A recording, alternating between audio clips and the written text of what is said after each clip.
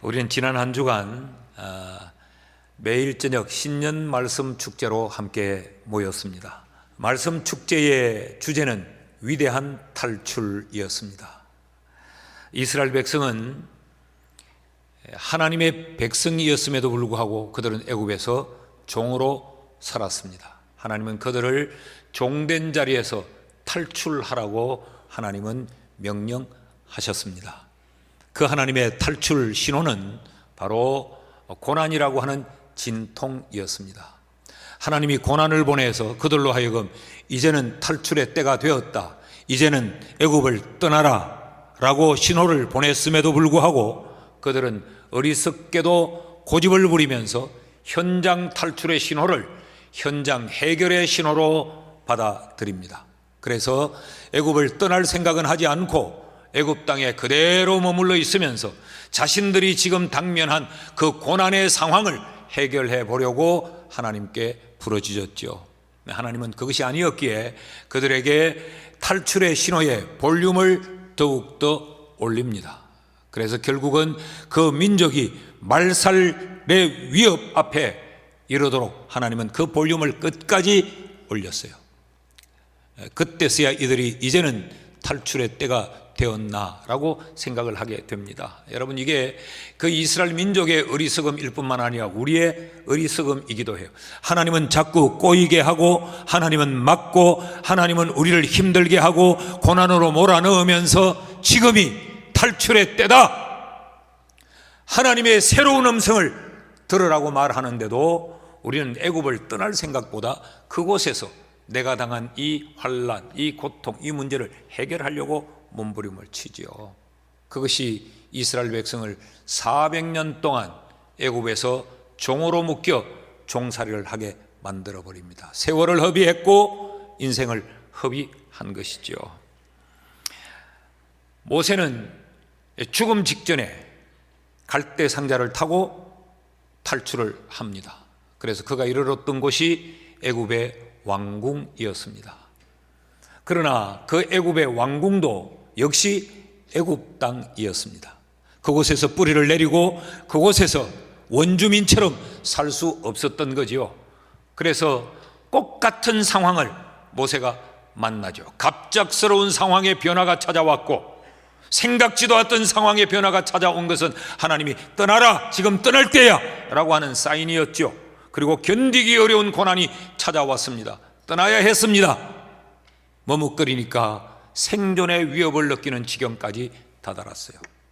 모세도 애굽에서 애굽 왕궁에서 똑같은 상황을 만나죠. 갑작스럽게 사람을 죽이고 그 사람을 모래밭에 파묻고, 그래서 졸지에 살인자가 되어서 애굽 왕궁으로부터 도망을 쳐야 될 갑작스러운 상황의 변화가 찾아왔습니다.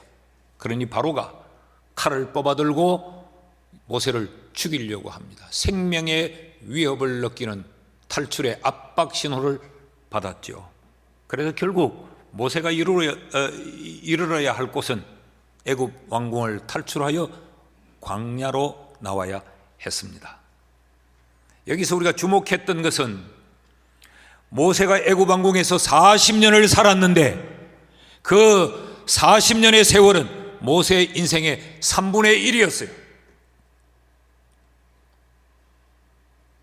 어떤 의미에서 모세의 인생에서 가장 화려했던 세월이 애굽 왕궁의 40년 아니겠습니까? 당시 애굽은 문명의 중심이었고 학문의 중심이었고 모든 것이 빼어났던 것이 바로 애굽입니다. 그런데 그 애굽 왕궁에서 모세의 그 경험은 얼마나 화려했겠습니까? 세상에서 그 누구도 쉬이 배울 수 없는 학문을 배웠고 세상 사람들이 쉽게 누릴 수 없는 것들을 다 누렸고, 그런 화려한 인생의 그 40년을 성경이 기록하고 있지 않다는 사실입니다. 그는 애굽 왕궁에서 그렇게 찬란한 삶을 살았겠지만, 그 인생에 덧없이 화려한 삶을 살았겠지만, 하나님은 애굽 왕궁에서의 모세의 삶을 단 한 줄도 기록하고 있지 않습니다. 뭘 우리에게 가르칩니까? 탈출하라고 할 때 탈출하지 아니하고 머물러 있던 시간은 하나님이 기억하지 않는다. 여러분, 하나님이 기억하지 않는 그 시간이 화려한들 그게 무슨 의미가 있고 그것이 왕궁인들 그게 어떤 의미와 어떤 가치를 갖겠습니까? 이것이 출애굽기를 읽을 때 가장 먼저 우리가 눈으로 확인해야 될 성경의 메시지였습니다. 이 한 해를 우리가 어떻게 살아야 됩니까? 하나님이 기억하실 시간을 살아야 합니다.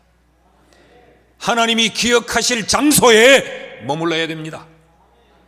부질없는 시간을 흘려보내는 것, 우리는 그 시간에 나는 애굽에서 많은 학문을 배웠다, 나는 그 애굽에서 궁중의 법도를 배웠다 자랑할 것이 많겠지만 하나님이 기억하지 않는 시간은 아무런 의미가 없는 거죠.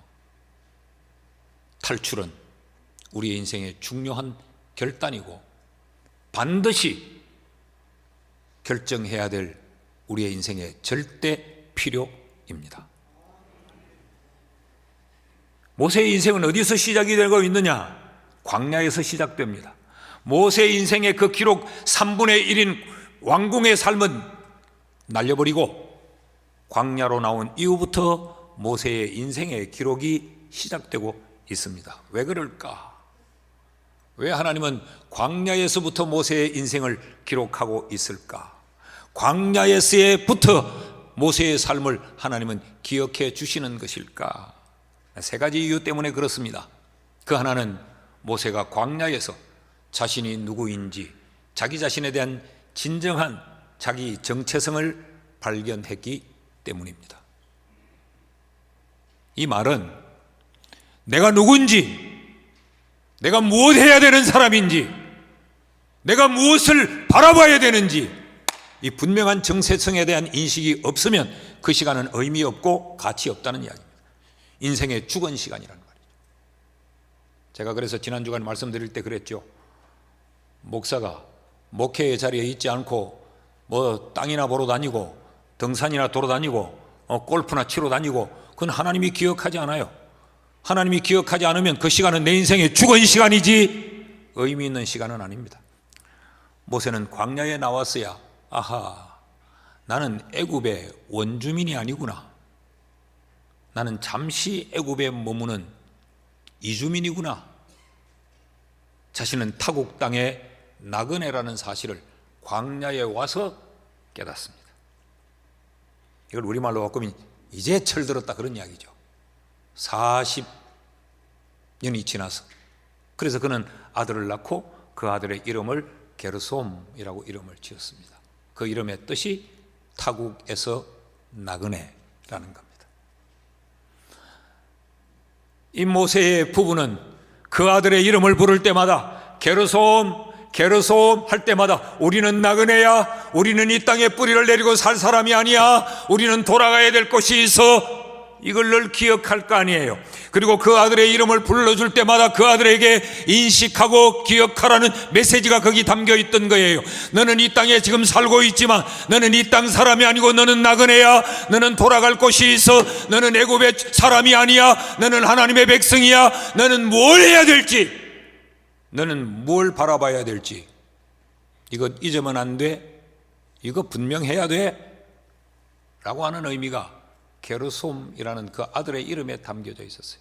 부모로부터 자신의 이름이 불려질 때마다 그래요, 나는 지금 애굽 땅에 있으나 나는 이 땅의 사람이 아니고 나는 하나님의 약속의 땅으로 돌아가야 될 하나님의 약속의 백성이지, 나는 여기 잠깐 나그네로 살고 있지.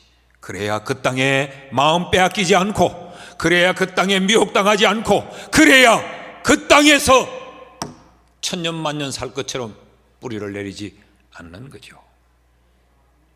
여러분, 우리가 바로 게르솜입니다. 이때부터 하나님의 백성의 삶이 시작되는 겁니다. 사실은 언제부터 교회를 다녔느냐, 내가 세례를 언제 받았느냐, 내 교회 직분이 뭐냐, 이것이 우리의 인생의 1차적 의미는 아니에요. 하나님이 기억하는 시간은 나는 이 땅에서 나그네요, 나는 하나님의 백성이다. 이 사실을 깨닫는 순간부터 내 인생의 시간이 하나님께 기억됩니다. 그래서 지난 주간에 말씀을 드릴 때 제가 못 부르는 노래지만 찬양을 불렀지요. 나는 순례자 낯선 나라에 언젠가 집에 돌아가리. 지금 우리는 낯선 땅에 나그네로 살고 있어요. 돌아가야 될 것이 있어요. 왜 모세의 인생의 기록은 광야에서부터 시작되는가? 정체성을 발견했기 때문이요, 또한 그 광야에서 영적 공동체를 얻었기 때문입니다. 애굽에서의 모세의 삶은 온통 주변이 육신적 사람들로만 둘러싸여 있었어요. 여러분 생각해 보세요. 모세는 히브리인입니다. 정통 애굽인이 아니에요. 그런데 지금 애굽 왕궁에 바로 공주의 아들로 들어가 있습니다. 그리고 자기 왕권을 기다리고 있습니다. 그러면서 왕자의 수업을 받고 있습니다. 그 왕궁에 있던 애굽 사람들의 눈에 모세는 눈에 가시였습니다. 자신들은 성골이요, 자신들은 진골인데 어디서 굴러 들어온 저 히브리 사람이 자기 왕권을 바라보고 있어. 그래서 모세의 주변에는 오직 권력의 혈안이 된 자들이 암투가 벌어진 곳이고, 호시탐탐 끌어내리고 짓밟고 자신이 윗자리로 올라가려고 하는 그 아기다툼의 현장 속에 모세가 있었습니다. 누구 하나 하나님을 말해주는 사람이 없었고, 누구 하나 하나님의 백성은 이렇게 살아야 되라고 일러주는 사람이 없었습니다. 많은 사람들과 많은 화려함 속에 섞여 있었으나 실상 모세는 굉장히 고독하고 외로웠던 거죠, 영적으로. 근데 그가 광야로 나오니까 미디안 제사장 이드로를 만나게 됩니다. 그리고 그의 딸 십보라를 그의 아내로 얻습니다. 그래서 모세는 혈혈단신 미디안 광야에 혼자뿐이었는데 그곳에서 영적인 사람들을 얻고 그 영적 공동체의 일원이 됩니다. 그때부터 모세는 그 제사장에게 수업을 받습니다. 영적인 수업을. 애굽에서 육신적인 수업을 받았다면 이 광야에서는 영적인 수업을 받아요. 우리말로 바꾸면 성경 공부를 했고 제자 훈련을 받았고 예배를 어떻게 드려야 되는지, 기도는 왜 해야 되는지, 왜 우리가 하나님께 매달려야 되는지, 하나님의 사람은 어떤 마음으로 어떤 자세로 살아야 되는지 영적 공동체를 통해 영적인 수업을 받는 거죠. 영적인 식구들과의 어울림이 광야에서 있었어요. 하나님은 모세의 인생을 그때부터 기억하십니다. 그러니까 우리가 세상에 빠져 세상과 어울려 허우적거리며 살 때는 하나님이 기억하지 않는다는 겁니다. 왜 모세의 인생은 광야에서부터 시작되고 모세의 인생의 기록은 왜 광야에서부터인가? 또 하나 중요한 사실은 광야의 호렙산 때문입니다. 이곳에서 모세가 하나님을 만났기 때문입니다. 하나님은 하나님을 만난 시간부터 기억하세요. 그 시간부터 우리의 인생은 의미 있는 시간이죠. 하나님의 부름을 받는 순간 하나님의 원하심이 뭐며 하나님의 뜻이 뭔가를 깨닫는 그 순간부터 우리의 진짜의 삶은 시작이 됩니다. 그러므로 광야는 굉장히 두려운 곳이고, 광야는 굉장히 험악한 곳이고, 광야는 모두가 광야로 나가기를 주저하는 곳이지만 실상 광야는 축복된 장소입니다. 여러분, 그러므로 광야로 나가는 것을 두려워하지 않기를 바랍니다. 애굽을 떠나는 것을 두려워하지 않기를 바랍니다. 우리는 애굽을 떠나면 죽는 줄 알아요. 이 땅에서 먹을 것을 취하고 애굽 땅에서 직업을 얻었고 애굽 땅에서 결혼을 했고 애굽 땅에서 틀을 잡고 있으니까 여기를 떠나면 죽는 줄 알아요. 근데 거기 머물러 있으면 결국은 그 민족은 멸절되고 맙니다. 우리가 이걸 몰라요. 결국 그 땅에 머물러 있는 그 끝은 죽음인데, 그런데도 우리는 그 땅을 지금 떠나면 죽는 줄 알아요. 아닙니다. 그 땅을 떠났더니 모세의 인생에 새로운 시간이 도래합니다. 믿으십니까? 혹 지금 광야에 있습니까?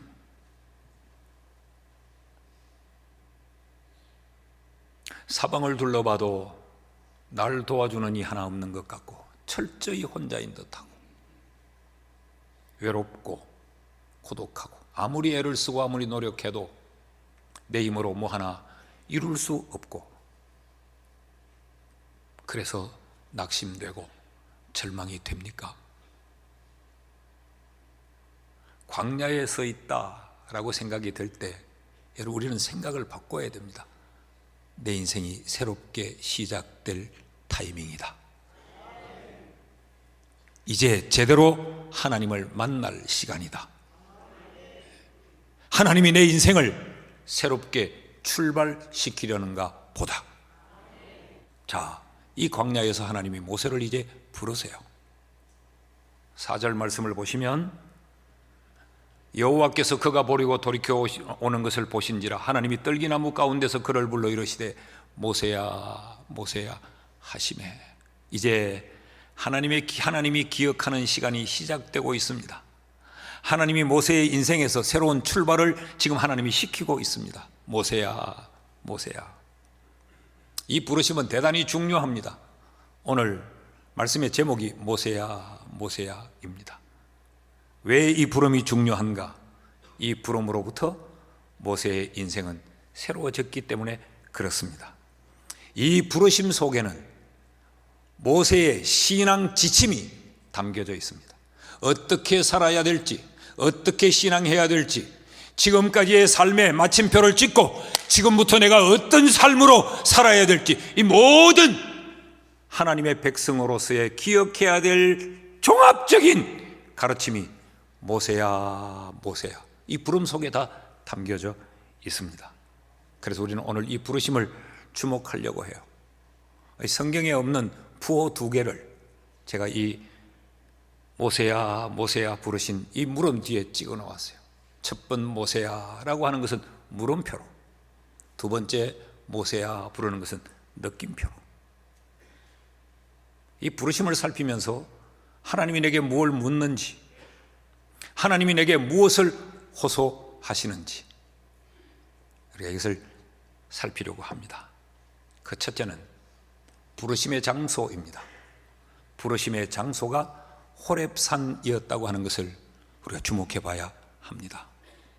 1절을 같이 한번 읽어봅시다. 다 같이 시작.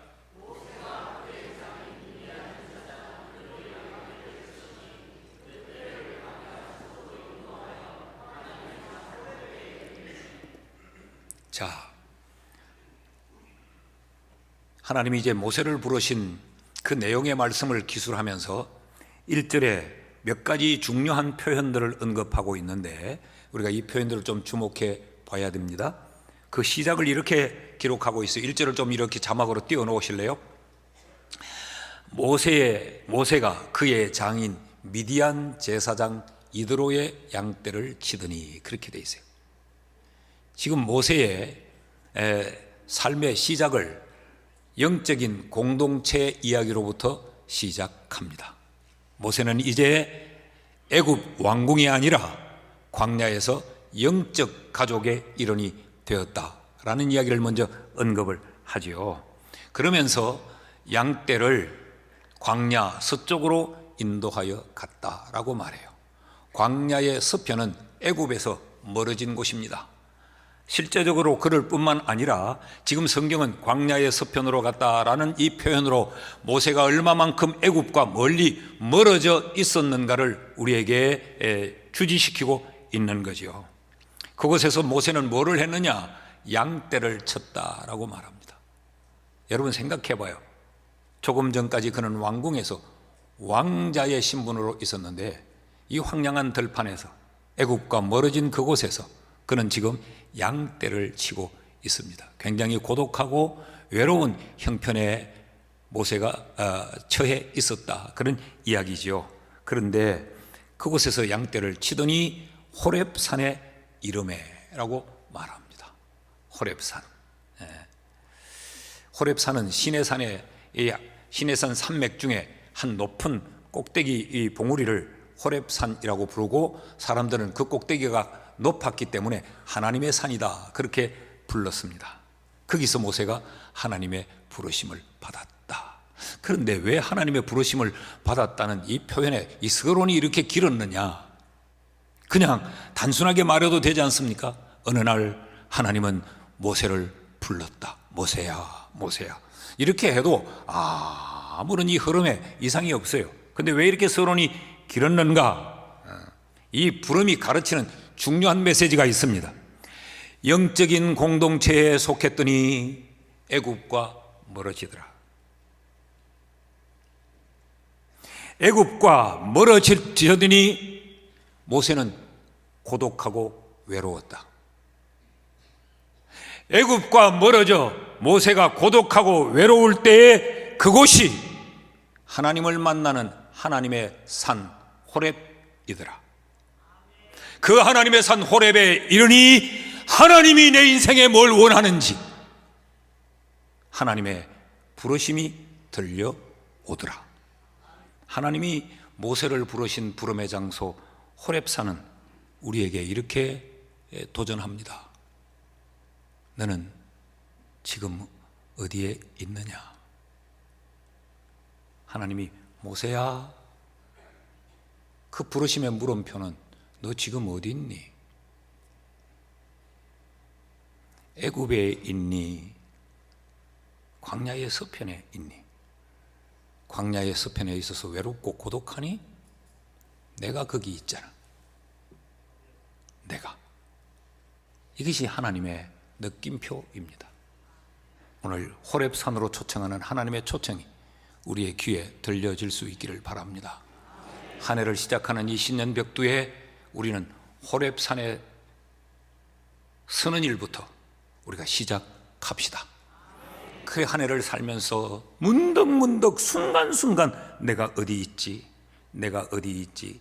하나님이 우리에게 묻는 모세야 라고 묻는 하나님의 부름의 물음표를 늘 들으셔야 돼요. 내가 어디에 있지?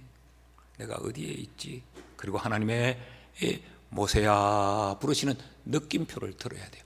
내게로 와야 돼. 내게로. 네 고집, 네 주장, 네 욕심, 네 생각이 아니고 내게로 와야 돼. 내게로. 이런 느낌표가 우리의 한 해 동안의 삶에 늘 남아있기를 바랍니다. 둘째로, 부르심의 장소는 호렙산이었는데 그 부르심의 구체적인 내용은 떨기나무 불꽃이었습니다. 떨기나무 불꽃. 자, 이제 이 부르심을 좀 더 들여다보십시다. 2절에서 4절까지의 말씀을 제가 한번 읽습니다. 여호와의 사자가 떨기나무 가운데로부터 나오는 불꽃 안에서 그에게 나타나시니라. 불꽃 안에 여호와의 사자가 나타났었습니다.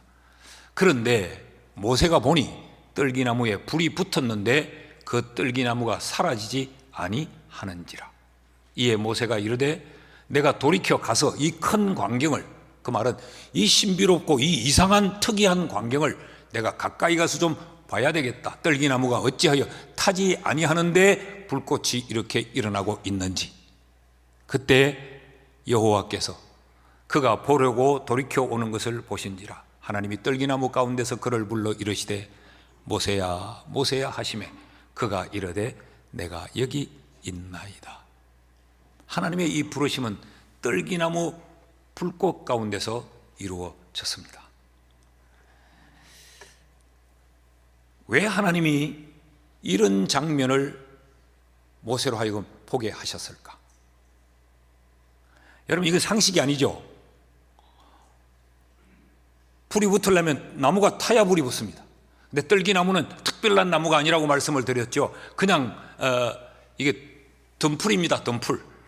그러니까 이 팔레스틴의 이 들판에 흔하게 볼 수 있는 풀들이라고 생각하시면 돼요.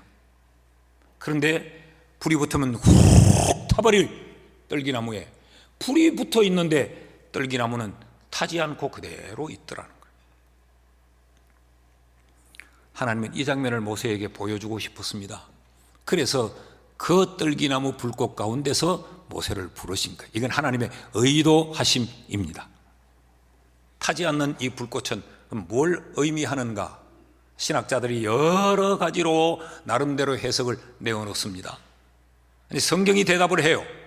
신명기 33장 16절 말씀을 보시면 땅의 선물과 거기 충만한 것과 가시떨기나무 가운데 계시던 이의 은혜로 말미암아 복이 요셉의 머리에 그의 형제 중 구별한 자의 정수리에 임할지로다. 지금 하나님으로부터 복이 오는 것을 지금 표현하고 있죠. 그런데 그 하나님으로부터 복이 오는 것을 표현하면서 그 하나님을 어떻게 묘사하고 있습니까? 다시 한번 띄워주시면, 가시떨기 나무 가운데 계시던 이, 지금 이 출애굽기에 이 상황을 언급하고 있습니다. 가시떨기 나무 가운데 계시던 이, 여기 가시떨기 나무 가운데 계셨다, 여기 계시다라고 하는 이 단어가 구약 성경이 기록된 이 히브리어로 샤칸이라는 단어를 써요. 샤칸. 이 샤칸이라는 단어에서 쉐키나, 영광이라는 단어가 나왔습니다. 그러니까 가시떨기 나무 가운데 거하시던 하나님이란 말은 하나님이 영광으로 나타나셨다. 모세가 그날 본 것은 하나님의 영광이었어요. 하나님이 어떤 분인지, 하나님이 얼마나 위대한 분인지, 하나님이 얼마나 거룩한 분인지 세상의 것들로 표현할 수 없는 그 엄청난 그 하나님의 어미하심을 떨기나무 불꽃을 통하여 모세는 보게 된 거죠. 그러니까 이 불꽃은 하나님의 영광이었단 말이죠. 자, 이 불꽃은 모세를 향해서 하나님이 모세가 꼭 알아야 될 세 가지를 가르치기 위한 하나님의 개인 레슨이었습니다. 그 호렙산에서 하나님은 모세 한 사람을 놓고 그 모세에게 개인 교습을 지금 시키고 있습니다.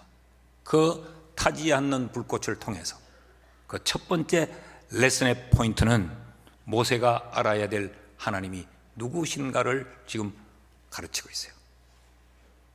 이 점은 대단히 중요합니다.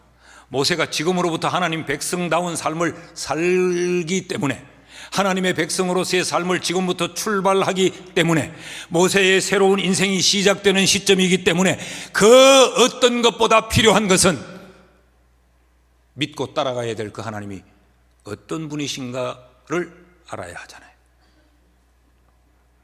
그 하나님이 어떤 분인가? 스스로 존재하시는 자존자이라는 겁니다. 모세야, 봐라, 떨기나무가 떨기나무를 태워서 불이 타야 하는 것이 맞잖아.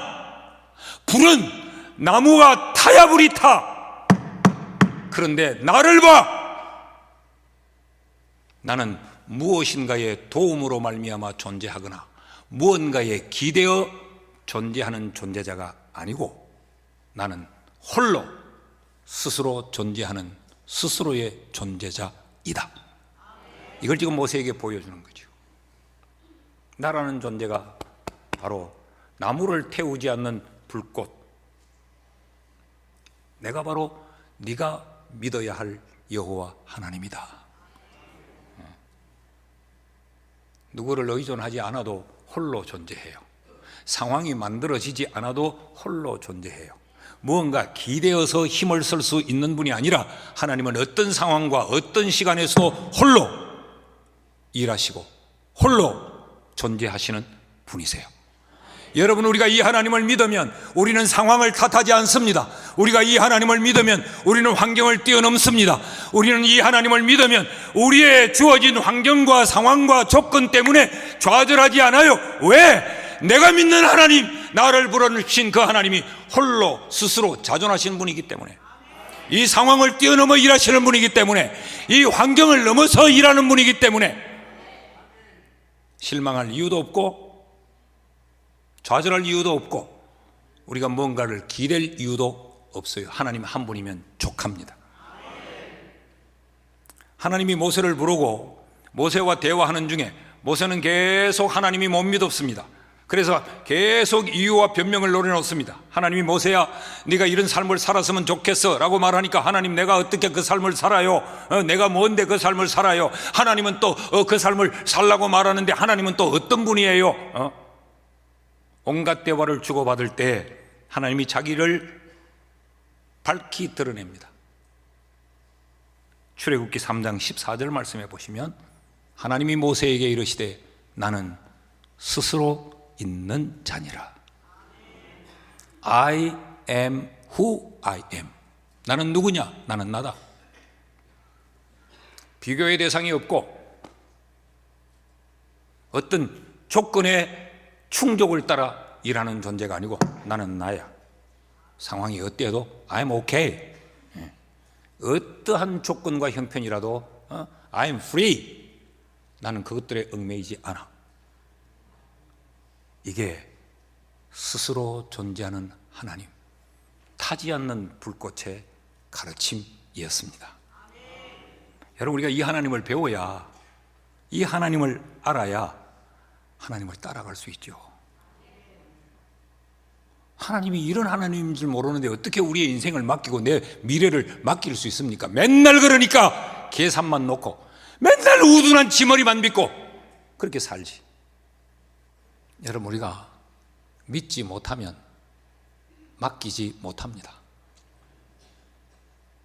하나님이 홀로 자존하는 분이라는 사실을 우리가 못 믿으면 그 하나님께 내 인생을 못 맡깁니다. 내 미래를 못 맡깁니다. 자, 이 불꽃은 모세가 알아야 될 하나님을 가르치고, 둘째로 모세가 앞으로 살아야 될 모세 자신의 미래입니다. 지금까지 모세는 자기 자신을 태우며 불을 피웠습니다. 모세가 애굽의 왕궁을 탈출할 수밖에 없었던 그 상황도 모세가 자기의 열심, 자기의 열정, 자기의 의를 불태웠기 때문에 그렇습니다. 출애굽기 2장 11절 12절을 볼까요? 모세가 장성한 후에 한 번은 자기 형제들에게 나가서 그들이 고되게 노동하는 것을 보더니 어떤 애굽 사람이 히브리 사람 곧 자기 형제를 치는 것을 본지라. 좌우를 살펴보니 사람이 없음을 보고 그 애굽 사람을 쳐 죽여 모래 속에 감추니라. 이게 모세의 의협심입니까? 이게 모세의 민족애입니까? 모세는 이렇게 생각했겠죠. I'm somebody. 나는 후계자야. 나는 왕자야. 그러니까 내 눈에 못마땅한 인간, 내 감정에 뒤틀리는 인간 하나쯤은 죽일 수 있다고 생각했을지도 몰라요. 그래서 모래밭에 파묻어버리면 끝이라고 생각했어요. 그러니까 이것이 하나님이 죽이라고 해서 죽인 게 아니에요. 민족들의 요구가 있어서 한 것도 아니에요. 자기 속에 타오르는 자기의 불로 그 일을 저지른 거죠. 그래서 모세는 살인자, 그래서 모세는 도망자가 되었습니다. 이게 모세의 인생이었습니다. 그런데 하나님은 이제 모세를 새로운 인생으로 출발을 시키는데 그렇게 살면 안 되거든. 그래서 이 떨기나무 불꽃을 보여주면서 모세야, 네 불로 살지 말고 이제는 여호와의 불로 살아야 해 라고 하는 것을 하나님은 메시지로 보여주고 있는 것입니다. 그런데도 우리는 늘 우리를 불태워 내 불로 살려고 해요. 내 지식, 내 경험, 내 계산, 내 판단. 그러니까 번번이 우리는 하나님이 보시기에 좋은 결과를 거머쥐지를 못하는 거죠. 하나님이 지금까지는 네 불로 살아왔지만 이제는 여호와의 불을 받아 여호와의 불로 살아야 한다. 하나님이 공급하시는 하나님의 능력으로, 하나님이 우리에게 들려주시는 하나님의 말씀으로, 하나님이 우리에게 보여주시는 그 하나님의 비전으로 살아야 그것이 하나님의 백성이 살아가야 될 삶이지. 네 열심, 네 생각, 네 고집, 네 판단, 네 욕심은 하나님의 백성이 살아야 될 삶이 아니라는 겁니다. 사랑하는 여러분, 우리가 그렇습니다. 우리는 세상에 기대어서 살 자들이 아니에요. 우리의 이 조브라운 우리의 가진 것, 그것 가지고 우리가 사는 것이 아닙니다. 여호와의 불로 살아야 합니다. 2026년을 이렇게 살면 우리의 삶은 승리의 승리를 경험하게 될 겁니다. 실패한 이유는 뻔합니다. 대단히 간단해요. 신앙생활, 하나님의 일하심, 그렇게 복잡하지 않습니다. 단순합니다. 자기 불로 살 거냐, 하나님의 불로 살 거냐, 간단합니다.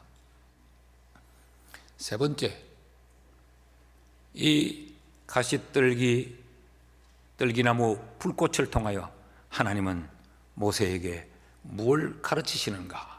그 세 번째 가르침은 모세가 알아야 될 이스라엘 민족의 운명입니다. 자, 이제 곧 모세는 그 민족에게로 보내어집니다. 그런데 그 민족이 어떤 민족인가를 분명하게 알아야 그 민족에게 담대히 나갈 수 있고 그 민족을 위하여 일할 수 있지 않겠습니까? 애굽에서 바로는 어떻게 했습니까? 이스라엘 민족을 사라지게 만들려고 했습니다. 우리 지난 주간에 우리 이 말씀 살피지 않았어요? 1장 16절 다시 소환해 보면 이르되, 바로가 말하는 거죠. 산파들에게 너희는 히브리 여인을 위하여 해산을 도울 때에 그 자리를 살펴서 아들이거든 죽이고 딸이거든 살려둬라. 단순히 산의 아기들을 죽여라는 걸 뛰어넘어서 바로는 이스라엘 민족을 멸절시키려고 합니다. 씨를 말려버리려고 합니다.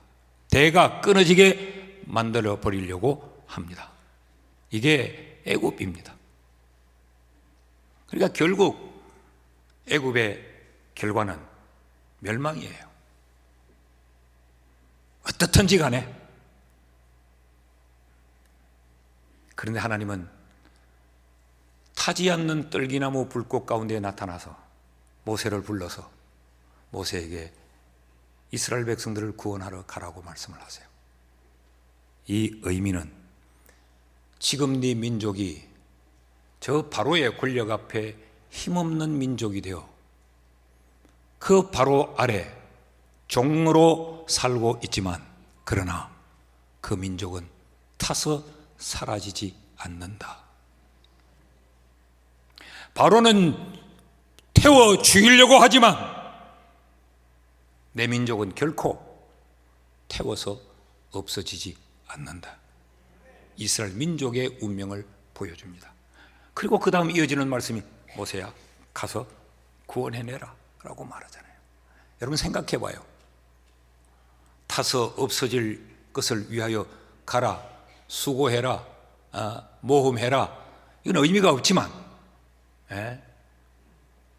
그 어떤 것에 의해서도 타서 멸망되지 않을 그것을 위해 뛰어가고 일하고 땀 흘리는 것은 얼마나 보람되고 의미가 있겠어요. 믿음 생활은 내가 대단한 믿음의 사람이 되려는 몸부림이 아니에요. 대단하신 하나님을 믿는 것이 믿음입니다. 그 하나님이 어제나 오늘이나 영원토록 변함이 없기 때문에 그 하나님을 믿는 사람은 어떤 상황에도 변함이 없고 어떤 환경에도 그걸 뛰어넘을 수 있습니다. 근데 내가 대단한 믿음의 사람이 되려고 하니까 오늘은 내가 대단한 믿음의 사람 같았어요. 그런데 또 어느 날 보니까 내가 형편없는 사람이에요. 그러니 엎어졌다가 올라갔다가 엎어졌다가 올라갔다가 혹 2025년 한 해가 우리에게 이르지 않았습니까? 여러분, 여기서 모세야 라고 부르시는 하나님의 물음이 있습니다. 너는 지금 나를 어떤 하나님으로 믿니? 라는 겁니다. 모세야, 너는 내가 누구라고 믿니? 모세야, 너는 지금 어떤 불로 살고 있니? 여호와의 불을 받아 여호와의 불로 살고 있나? 아니면 네 재주, 네 계산, 네고 얄팍한 술수로 지금 네 인생을 살고 있니? 이게 모세야 부르시는 하나님의 물음입니다. 하나님은 우리에게 다 아니고 홀로 자존하시는 여호와의 불로 살아야 한다. 이게 하나님의 느낌표예요. 하나님은 우리에게 모세야, 이제는 여호와의 불을 받아 살아야 돼.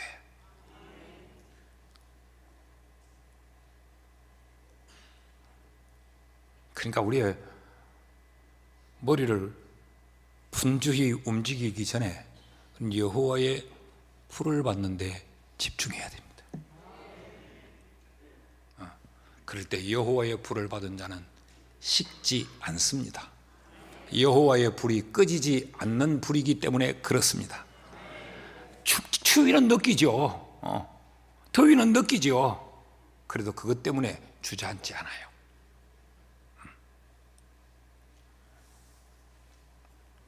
셋째로, 자, 부르심의 장소는 호렙산이었고 부르심의 그 내용은 떨기나무 불꽃이었으며 부르심의 그 목적이 뭐였는가? 부르심의 목적, 하나님이 모세를 부르신 부르심의 목적은 또한 단순합니다. 다시 애굽으로. 10절 말씀을 보시죠. 10절을 보면 이제 내가 너를 바로에게 보내어 너에게 내 백성 이스라엘 자손을 애굽에서 인도하여 내게 하리라. 여러분, 참 아이러니하지 않습니까? 모세가 애굽에 있을 때는 애굽을 탈출해라, 애굽을 탈출해라, 애굽의 탈출을 가르치시더니 광야로 모세를 불러내어 모세를 다듬고 모세를 학습시키고 모세를 가르친 이후에 하나님은 다시 애굽으로 들어가라. 왜 모세를 다시 애굽으로 가라고 하십니까? 이 이유도 지극히 단순합니다. 탈출을 위해서입니다. 누구를? 애굽에 미혹받아 애굽에 종되어 살고 있는 하나님의 백성들을 탈출시키려고. 그들은 하나님의 잃어버린 백성이요, 그들은 하나님이 애굽 땅에 빼앗긴 하나님의 백성들이에요. 그들을 탈출시키라고 하나님은 모세를 먼저 불러 다듬고 훈련시켜서 그리고 그 모세를 다시 애굽으로 들여 보내는 것입니다. 우리는 이 이후의 말씀을 잘 알고 있죠. 모세가 이스라엘 백성들을 애굽에서 출애굽시키지 않습니까?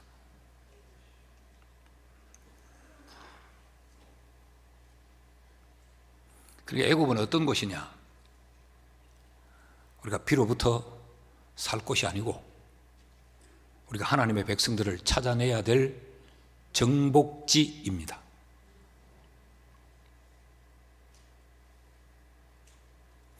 우리는 바로의 가랭이 밑에 엎드려서 좋은 자리 하나 더 얻으려고 몸부림치는 그런 착각한 이스라엘 백성이 아니고 그렇게 착각하고 있는 이스라엘 백성들을 출애굽시켜야 될 사명의 사람입니다. 이 말씀을 다르게 바꾸어 볼까요? 하나님이 우리를 먼저 구원하신 이유, 그것은 또 다른 탈출시켜야 될 자들을 구원하라고 우리를 먼저 구원하신 겁니다.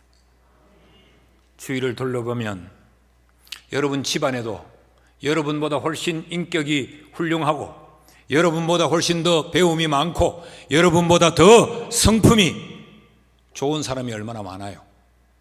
그럼에도 불구하고 하나님이 나를 먼저 불러 예수를 믿게 했어요. 그래서 하나님을 알게 했어요. 그리고 하나님이 우리에게 하나님의 사람으로 사는 것을 가르쳐 왔어요. 여기서 끝입니까?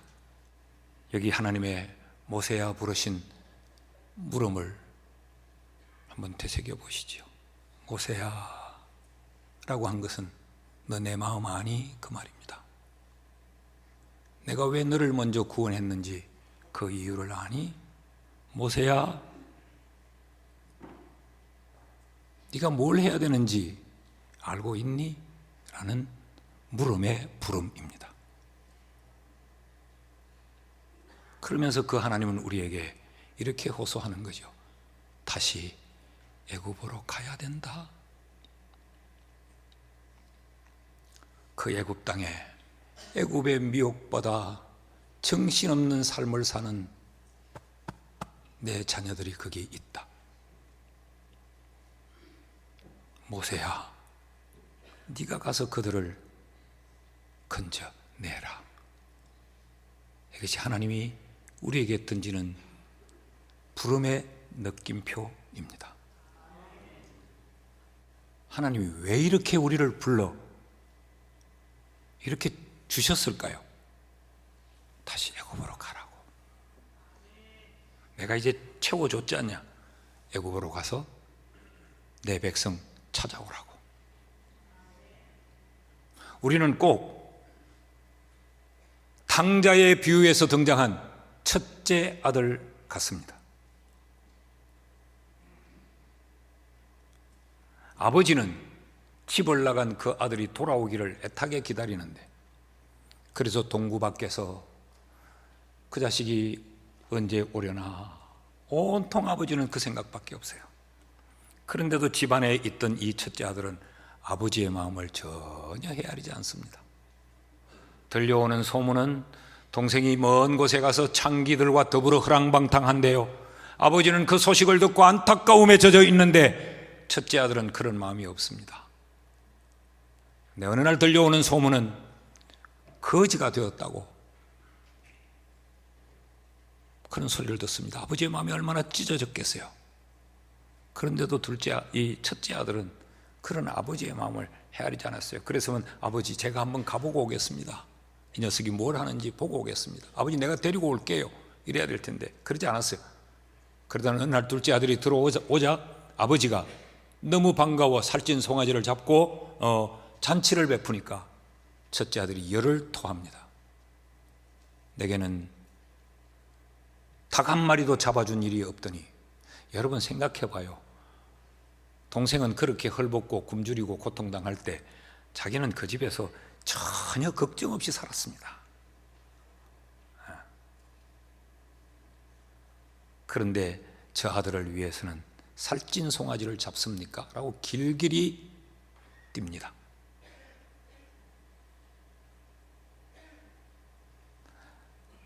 이 첫째 아들을 가만히 보고 있으면 여기 제가 있고 여기에 여러분이 있고, 이게 어쩌면 우리 교회의 모습이 아닌가 싶어요. 지금부터 120년 전에 선교사에 의해서 이 땅에 복음의 문이 열릴 때 가장 먼저 세워진 교회, 장남교회입니다. 그리고 하나님이 이렇게 많은 것을 주셨습니다. 그런데도 우리는 하나님이 다시 애굽으로 라는 하나님의 소리를 전혀 듣지 않습니다. 그래서 그저 주일날 교회 오면 말씀 들으러 옵니다. 어떤 분은 주보를 이렇게 보고 주일 저녁에 누가 설교하는구나, 아유 수요일 저녁에는 누가 설교하는구나, 아이고 오늘은 가지 말자, 가도 별로 들을 거 없겠다. 말씀을 쇼핑하고 있습니다.